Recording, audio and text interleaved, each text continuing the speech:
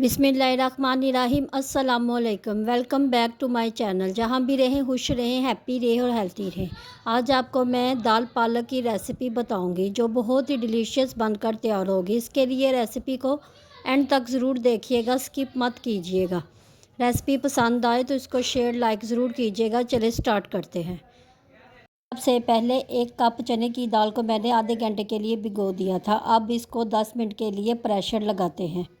और दूसरी तरफ एक देची या कढ़ाई में 1.5 लीटर पानी लेकर इसमें कटी हुई पालक डाल दें। ये तकरीबन 1.5 kg पालक है जिसको मैंने अच्छी तरह से धोकर साफ़ कर लिया है और इसको बॉयल करने के लिए रख दिया है तकरीबन 10 मिनट के लिए। 10 मिनट के बाद मैंने इसका ढक्कन उतारा था तो पालक कुछ इस तरह से बॉयल हो चुकी थी। और इसके बाद हम इसको ब्लेंडर थोड़ा सा कर लेंगे, लेकिन इसको ज़्यादा बिल्कुल ब्लेंड नहीं करना, हल्के हल्के चंक्स इसके बाकी रहें। इसी के साथ हम इसका कुछ मसाला तैयार करते हैं जिसमें दालचीनी, मोटी इलायची, सब्ज़ इलायची, तेज़पात, सूखी लाल मिर्चें, दादर मिर्ची और सूखा धनिया शामिल है। इसको हम ग्राइंड कर लेते हैं। और इसके बाद हम इसका मसाला तैयार करते हैं जिसके लिए मैंने 1 कप ऑयल डालकर इसमें 3 मीडियम साइज़ के प्याज स्लाइस करके उसमें डाल दिए हैं। और इसको हल्का हल्का सोते कर ले। इसको बिल्कुल जलाना नहीं हो, ना इसका कलर ब्राउन हो। जब हल्का हल्का ये सुनहरी माहिल हो जाए तो इसमें 1 चम्मच अदरक लहसुन का डाल दे। अदरक लहसुन डालने के बाद इसको तकरीबन 5 से 10 मिनट तक भुने ताकि अदरक लहसुन की महक ख़त्म हो जाए। इसके बाद इसमें 2 ब्लेंड किए हुए टमाटर शामिल कर दें। इन दोनों चीज़ों को डालने के बाद इसमें हम मसाले डालना शुरू करते हैं जिसमें 1 चम्मच नमक का, आधा चम्मच हल्दी का और 1 चम्मच लाल मिर्च का और आधी चम्मच एक कश्मीरी लाल मिर्च का भी शामिल कर दें।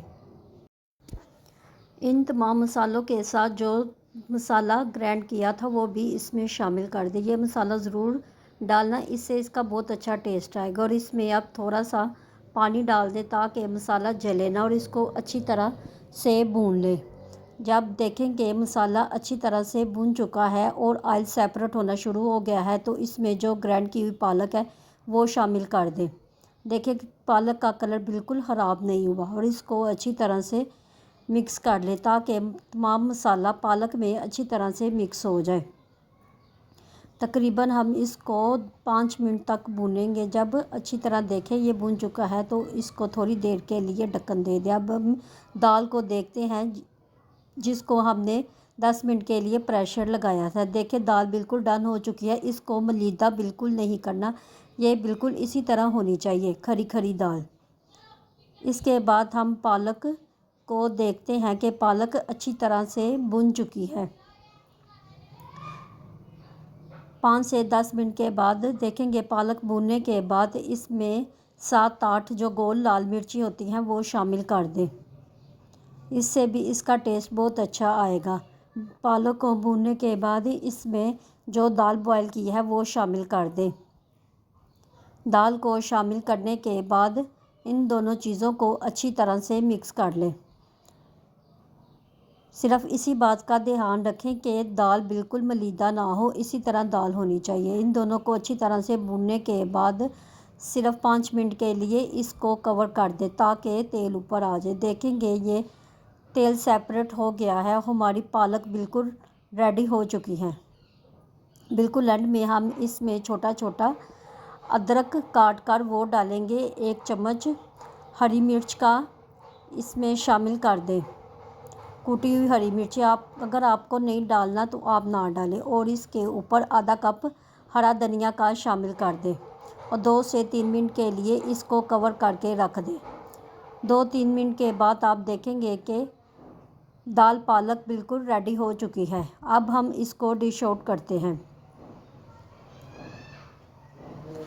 यह जिस कदर देखने में डिलीशियस लग रही है, खाने में उससे भी ज़्यादा डिलीशियस आपको लगेगी। इस रेसिपी को ज़रूर ट्राई करना। आप इसको रोटी के साथ, चावलों के साथ, जिस मर्ज़ी चीज़ के साथ आप इसको खा सकते हैं। यह बहुत डिलीशियस बनकर तैयार हुई है। रेसिपी को ज़रूर ट्राई करना और मुझे कमेंट बॉक्स में ज़रूर बताना। अगर आप मेरे चैनल पर नए हैं तो मेरे चैनल को अभी तक सब्सक्राइब नहीं किया तो मेरे चैनल को सब्सक्राइब करें, लाइक करें, शेयर करें, बेल आइकन के बटन को ज़रूर प्रेस किया करें ताकि हर आने वाली वीडियो आप तक पहुंच सके। दुआओं में ज़रूर याद रखिएगा। मिलते हैं नेक्स्ट रेसिपी के साथ। अल्लाह हाफिज़।